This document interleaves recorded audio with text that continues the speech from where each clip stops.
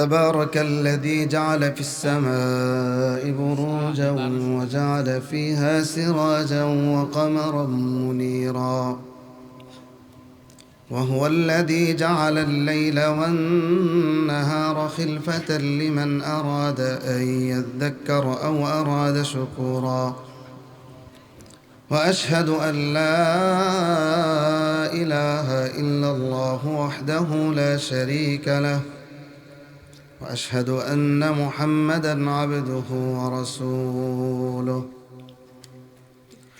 يا أيها الذين آمنوا اتقوا الله حق تقاته ولا تموتن إلا وأنتم مسلمون يا أيها الناس اتقوا ربكم الذي خلقكم من نفس واحدة وخلق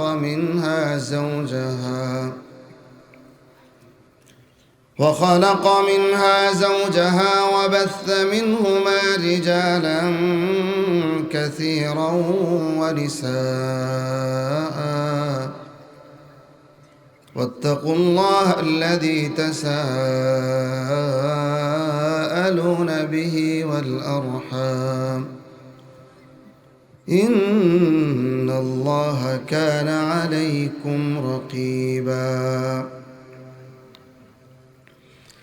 يا أيها الذين آمنوا اتقوا الله وقولوا قولا سديدا يصلح لكم أعمالكم ويغفر لكم ذنوبكم ومن يطع الله ورسوله فقد فاز فوزا عظيما محبة الشهادة درد قرن اللهم صل على محمد وعلى آل محمد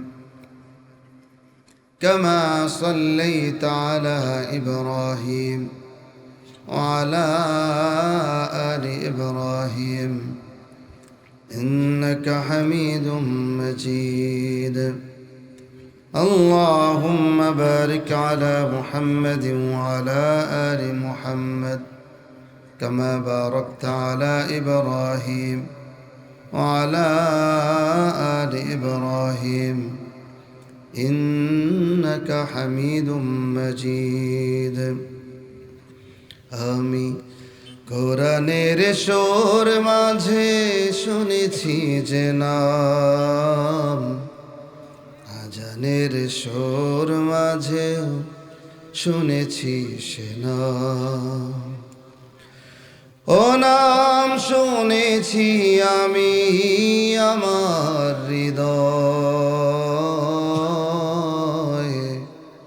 হে রাসূল নবীজি তোমায়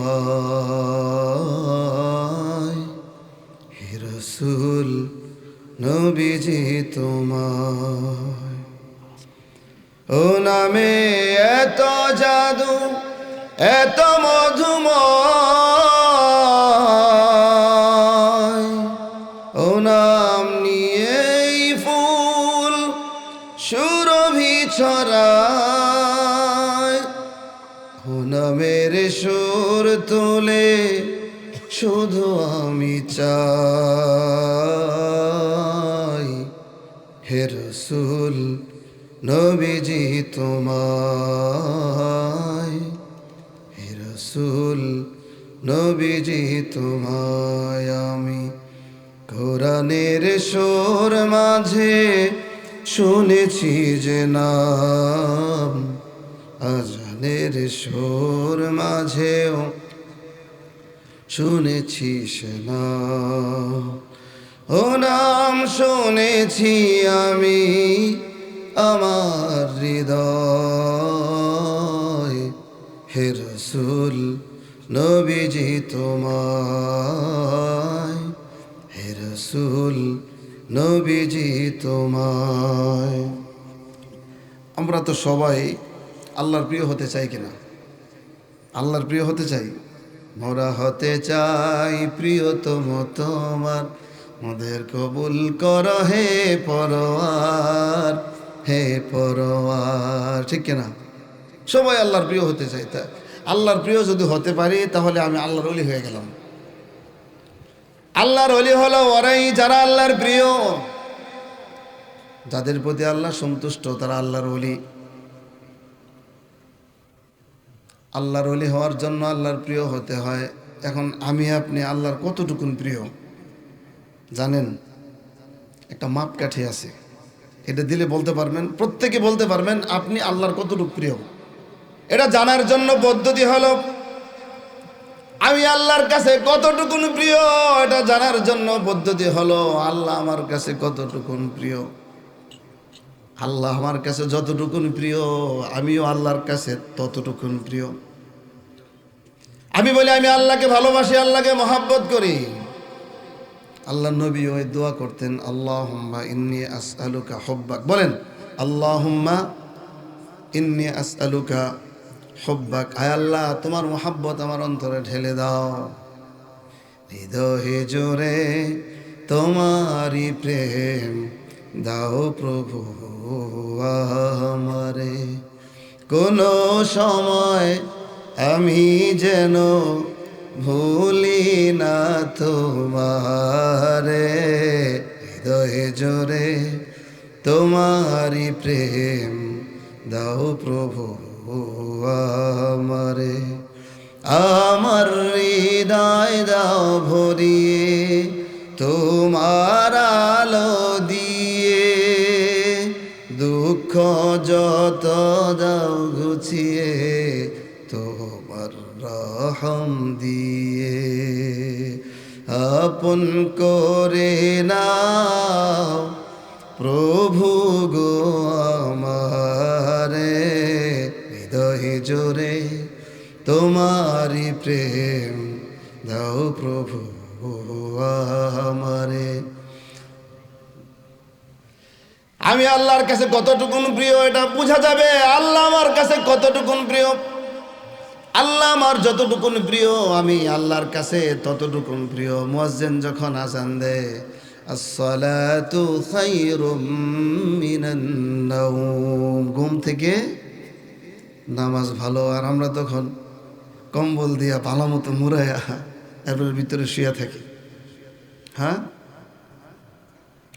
किस कदर तुम पे मेरा सबह की बीदारी है, हमसे कब प्यार है हाँ नींद तुम ही प्यारी है। আরে আমার ভালোবাসার কথা তো তোমাদের মুখে মুখে, আমার ভালোবাসা কতটুকুন। মুয়াজ্জিন যখন আজান দেয় তখন তুমি ঘুমায় যাও আর আমার ভালোবাসার কথা বলো। আমার ভালোবাসায় তুমি মসজিদে যেতে পারো না, কিসের আমার ভালোবাসা? তোমার ভিতরে তো ঘুমের ভালোবাসা।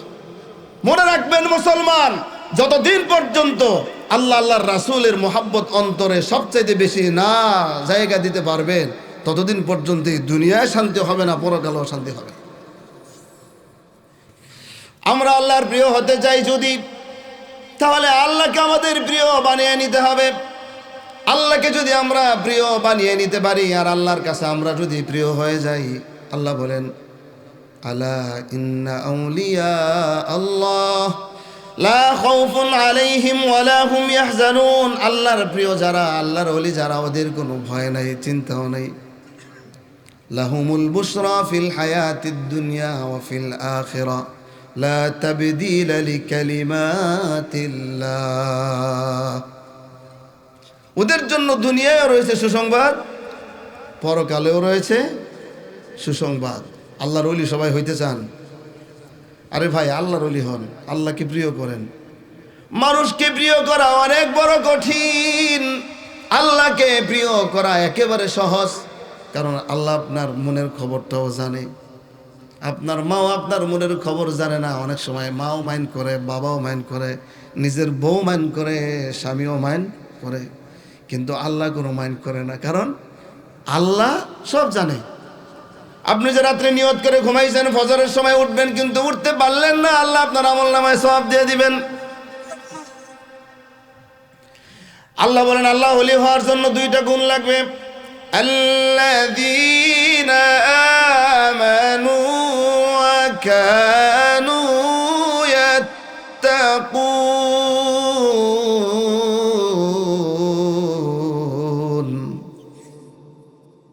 আল্লাহর ওলি হলো ওরাই যারা ঈমান আনে আর তাকওয়া অবলম্বন করে। বলেন কয়টা গুণ? কি কি? 1 নম্বরে ঈমান, 2 নম্বরে তাকওয়া। তাকওয়া মানে হলো আল্লাহর অসন্তুষ্টি কাজ থেকে নিজেকে বিরত রাখা। আবার তাকওয়ার অর্থ এইভাবেও আপনাদেরকে বোঝাতে পারবো, তাকওয়া মানে হলো ফরজ আমলগুলো করা আর কবিরা গুনাহ হারামগুলো থেকে নিজেকে বাঁচায় রাখা। বলেন তাকওয়ার ফার্স্ট স্টেপ, ন্যূনতম তাকওয়া এতটুকু যদি হয় যে ঈমান আনলো, ঈমান আনার পরে ফরজ ছাড়ে না, ফরজ ওয়াজিব ছেড়ে দেয় না, আর হচ্ছে হারাম কাজ করে না, তাহলে এই দুইটা মিলে কি হইল? তাকওয়া। আর ঈমান তো বুঝিনি, আল্লাহর উপরে বিশ্বাস করা। এই দুইটা গুণ যার মধ্যে থাকে সে কি? আল্লাহর ওলির গুণ কয়টা দরকার? কি কি? ঈমান, তাকওয়া। কি কি? 1 নম্বরে ঈমান, 2 নম্বরে তাকওয়া। ইমাম আবু জাফর রাহিমাহুল্লাহ তাআলা তাহাবী কিতাবে উনি ইমাম আবু হানিফা, ইমাম মুহাম্মদ, ইমাম আবু ইউসুফ আহলুস সুন্নাতুল জামায়াতের আকীদা বর্ণনা করেছেন, আল মুমিনুনা কুল্লুহুম আউলিয়াউর রহমান, প্রত্যেকটা মুমিন আল্লাহর ওলি।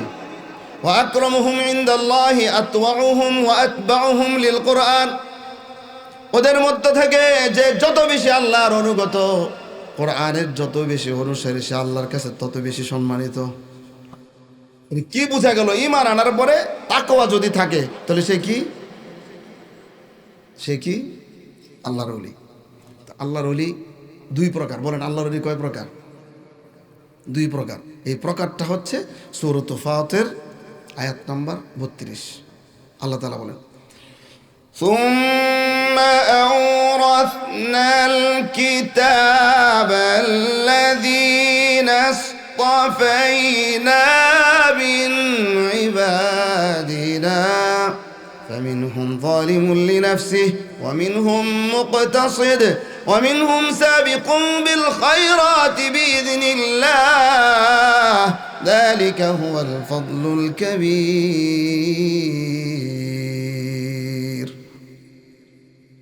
আল্লাহ তাআলা বলতেছেন, আমি এরপরে তাদেরকে কিতাবের অধিকারী বানালাম, অধিকারী করলাম, যাদেরকে আমি আমার বান্দাদের থেকে নির্বাচিত করলাম। তারা কারা? তারা হচ্ছে মুহাম্মদ সাল্লাল্লাহু আলাইহি সাল্লামের উম্মত। আমরা সবাই কোরআনের অধিকারী না? খুশি না বেজার? আমরা তো সেই জাতি, আমরা তো সেই উম্মত, যে উম্মত পৃথিবীতে আসছি পরে, জান্নাতে যাব আগে। আমরা তো সেই উম্মত, যেই উম্মতের নবী পৃথিবীর সর্বশ্রেষ্ঠ নবী। আমরা তো সেই উম্মত, যেই উম্মতের কোরআন, যেই উম্মতের কিতাব পৃথিবীর সর্বশ্রেষ্ঠ কিতাব। খুশি না বেজার? আল্লাহ বলেন, আমি ওদেরকে এই কিতাবের অধিকারী করলাম। ওদের মধ্যে 3টা প্রকার আছে। কয়টা প্রকার? ফামিনহুম যালিমুল লিনাফসি, এক প্রকার হলো নিজেরা নিজেদের উপর অত্যাচারী, সব সময় গুনাহ করে, তাওবাও করে না। ওয়ামিনহুম মুকতাসিদ, আরেক প্রকার হলো শুধু ফরজ আমলগুলো করে, নফল সুন্নত পালন করে না, শুধু ফরজ আমলটা করে। ফরজ বুঝেন তো? এশার নামাজ কয় রাকাত? ফরজ কয় রাকাত? জোহরের নামাজ কয় রাকাত? 4 রাকাত। টোটালি বলেন কয় রাকাত? ফরজ কয় রাকাত? শুধু ফরজ পরে বাড়িয়ে যায়, বুঝেন নাই? মুকতাসিদ, মধ্যপন্থা অবলম্বনকারী, অর্থাৎ ইমাম ইবনু তাইমিয়া তার কিতাব আল ফুরকান বাইনা আউলিয়াইর রহমান ওয়া আউলিয়াইশ শাইতান, শয়তানের ওলি আর আল্লাহর ওলির পার্থক্য নামক একটা কিতাব লিখেছেন ইমাম ইবনু শাইখুল ইসলাম ইবনু তাইমিয়া রাহিমাহুল্লাহ তাআলা। তিনি ব্যাখ্যা করেছেন, ওয়ামিনহুম মুকতাসিদ, যারা ফরজ আমলগুলো করে আর হারাম থেকে বেঁচে থাকে, শুধু ফরজগুলো করে আর কি, সুন্নত নফল করে না, শুধু ফরজটা করে। 3 নম্বর হলো ومنهم سابق بالخيرات بإذن الله,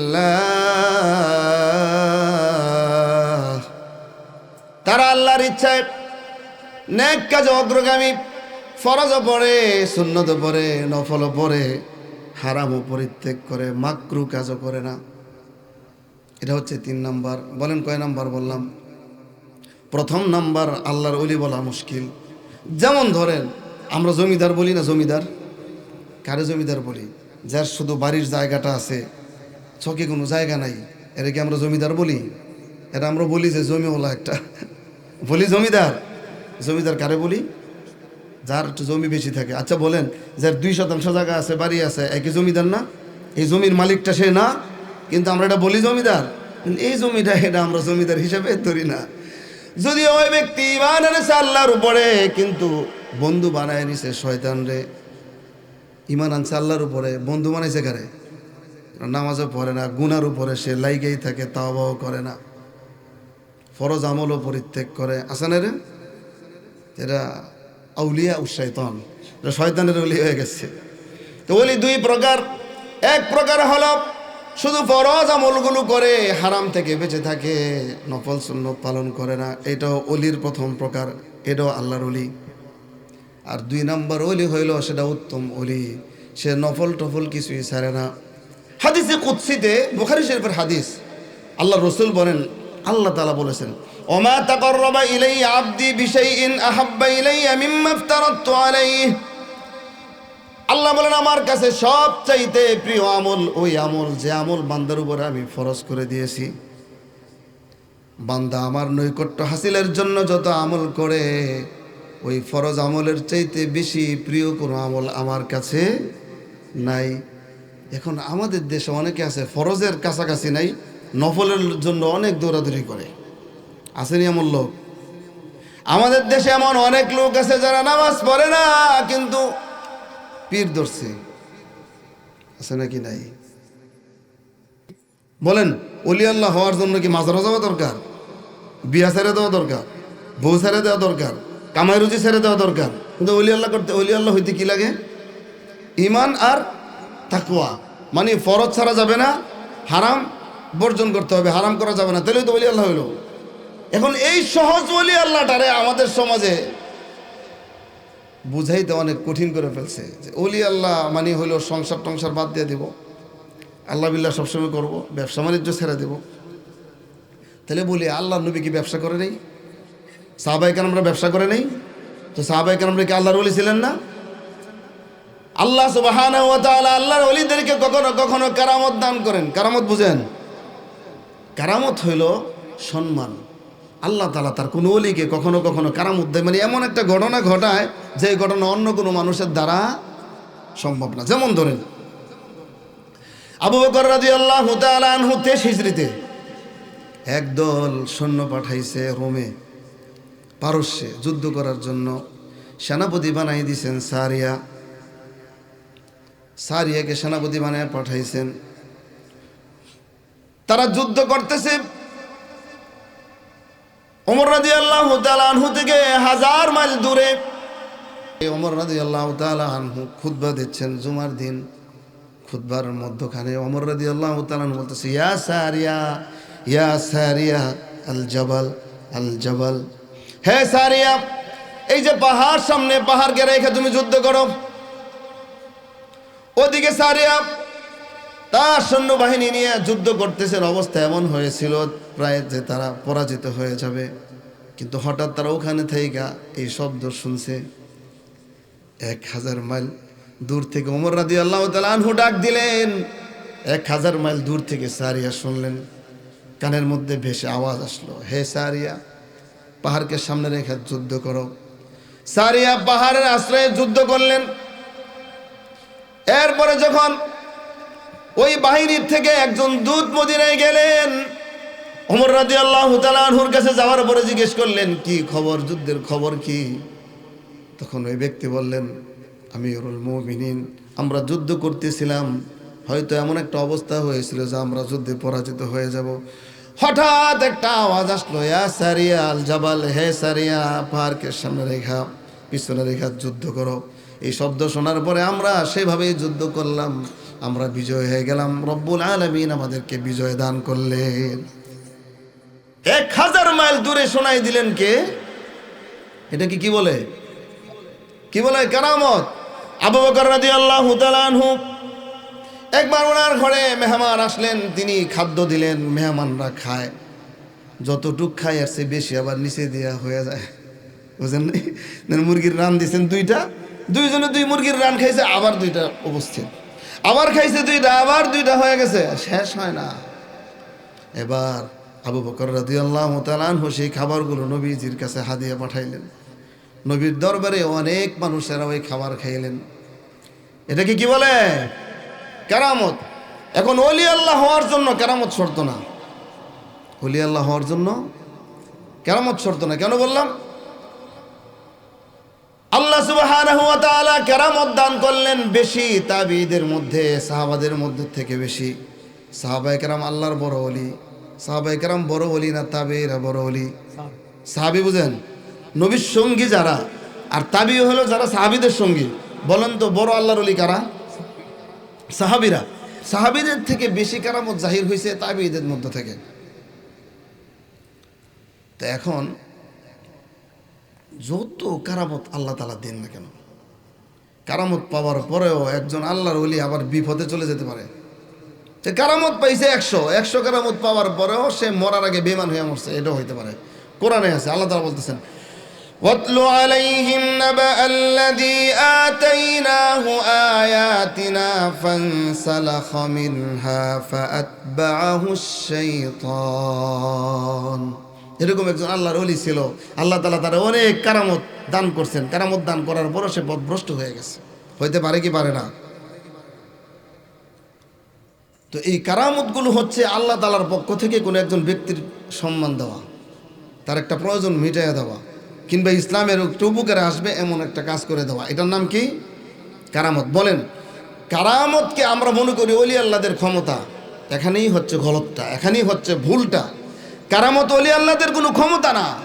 ক্ষমতা হচ্ছে ওই জিনিস যেটা একবার করার পরে আরেকবার করা যায়। আপনি এখন এটা দিয়ে খুললে পানি খাইলেন, আবার মন চাইলে 1 ঘন্টা পরে, আধা ঘন্টা পরে আবার পানি খাইতে পারবেন। কিন্তু কারামত হচ্ছে এমন এক জিনিস যেটা এখন ওলি আল্লাহ করতে পারছে, আল্লাহ সুযোগ দিছে, করাইছেন, একটু পরে সে চাইলেই করতে। এটার মালিককে? আচ্ছা, প্রমাণ দেখবেন, প্রমাণটা দেখেন। 23 হিজরিতে ওমর রাদিয়াল্লাহু তাআলা আনহু সারিয়াকে ডাকছেন। কত মাইল দূর থেকে? ঠিক 23 হিজরির শেষের দিকে ওমর রাদিয়াল্লাহু তাআলা আনহু ফজরের নামাজের ইমামতি করবেন। তিনি আল্লাহু আকবার বলে নামাজ শুরু করছেন, ফজরের নামাজ। পিছনে ঘাতক আবু লুলু দাঁড়ায় আছে, চাদর মোড়া দিয়া নামাজের মধ্যে দাঁড়াইছে, খঞ্জর ধারালো ছুরি ভিতরে নিয়ে। আচ্ছা, ইমাম সাহেবের পিছনের কাতারটা কয় মাইল ডিস্টেন্স? দেখি কে বলতে পারে? 2 কদম। যে ওমর রাদিয়াল্লাহু তাআলা আনহু 1000 মাইল দূর থেকে সারিয়াকে নির্দেশনা দিলেন, ও সারিয়া এভাবে যুদ্ধ করো। সারিয়াকে আল্লাহ শোনাই দিলেন। সেই ওমর কিন্তু এটাই ওমর রাদিয়াল্লাহু তাআলা আনহু 23 হিজরির শেষের দিকে ফজরের নামাজের জামাতে দাঁড়ায় আল্লাহু আকবার। আর তার হত্যাকারী পিছনে 2 কদম পিছনে দাঁড়ায় আছে, চাদর মুড়ি দিয়ে ভিতরে ছুরি। যখন তিনি বললেন আল্লাহু আকবার, আর পিছন দিক থেকে একের পর এক আঘাত শুরু হলো। সে আঘাতের কারণে ওমর রাদিয়াল্লাহু তাআলা আনহু শাহাদাত বরণ করলেন। যে ওমর 1000 মাইল দূরের খবর জানলেন, হৃদয় দিয়ে দেখতে পেলেন, সেই ওমর 2 কদম পিছনের খবর জানলেন না। ওমরের যদি ক্ষমতা থাকতো, ওমর রাদিয়াল্লাহু তাআলা আনহুর যদি ক্ষমতা থাকতো, 1000 মাইল দূরের খবর নেওয়া, 1000 মাইল দূরের অবস্থা দেখা, এটা যদি ক্ষমতা হইতো, তাহলে 2 কদম পিছনে তার হত্যাকারী দাঁড়ায় আছে, তার চাদরের নিচে খঞ্জর, তার চাদরের নিচে ধারালো ছুরি, কিন্তু ওমর রাদিয়াল্লাহু তাআলা আনহুর কোনো খবর নাই। বুঝতে পারছেন কথাটা? আমরা যদি আল্লাহর প্রিয় হইতে চাই, তাহলে আল্লাহ আমাদের প্রিয় হইতে হবে, এটাই তো মূল কাজ। কিন্তু আমি আল্লাহর প্রিয় হইলাম না, আমি অমুক আল্লাহর ওলির প্রিয় হইলাম। আচ্ছা বলেন, কোনো আল্লাহর ওলির কোনো ক্ষমতা আছে কাউকে পার করে দেওয়া, কারোর জন্য সুপারিশ করা? কোনো আল্লাহর ওলির ক্ষমতা আছে? একটু ভালোভাবে বলেন, ক্ষমতা আছে? নাই। একটা হাদিস আপনারা শুনছেন, সেটা কি? মান ক্বারা আল কুরআনা ফাস্তাযহারাহু ওয়া আহাল্লা হালালাহু ওয়া হাররামা হারামাহু, যে ব্যক্তি কোরআন পড়ে, কোরআনের উপর দক্ষতা থাকে এবং হালাল মাইনা চলে, হারাম মাইনা চলে, তাহলে শাফাআহু ফি আশারাতি মিন আহলি বাইতিহি কদ ওয়াজাবাত লাহুন নার। আল্লাহ তাআলা তাকে তো জান্নাত দিবেন এবং সে যাদের উপরে তার পরিবারের 10 জন জাহান্নাম ওয়াজিব হয়ে গেছে তাদেরকে শাফাআত করতে পারবে, এমন একটা হাদিস আপনারা হয়তো শুনছেন। তো এটাও শুনে রাখেন, এটা দাঈফ জিদ্দান। বরং সহিহ কথা কি? সহিহ কথা হলো সূরাতুজ জুমার আল্লাহ বলেন, কুল লিল্লাহিশ শাফাআতু জামিআ। সমস্ত শাফাআতের মালিক কে? সমস্ত শাফাআতের মালিক কে? শাফাআতের মালিক আল্লাহ। তো নবীরা শাফাআত করবে, এটা কি সত্য কিনা? অবশ্যই সত্য। আল্লাহর ওলিরা শাফাআত করবে, সত্য কিনা? সত্য। দুইটা শর্ত আছে। শর্ত কয়টা? শর্ত কয়টা? وكم من ملك في السماوات لا تغني شفاعتهم شيئا إلا من بعد أن يأذن الله لمن يشاء ويرضى।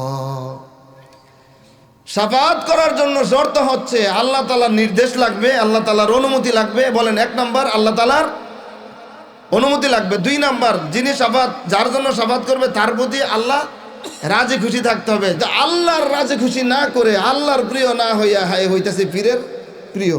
কার প্রিয় হইতেছে? পীরের প্রিয় হওয়ার জন্য 10টা দেশি মুরগি দিলেই তো যথেষ্ট। 10টা দেশি মুরগি দিয়ে আপনি ফজরের নামাজ পড়েন আর না পড়েন, পীর খুশি। কথা ঠিক কি ঠিক না?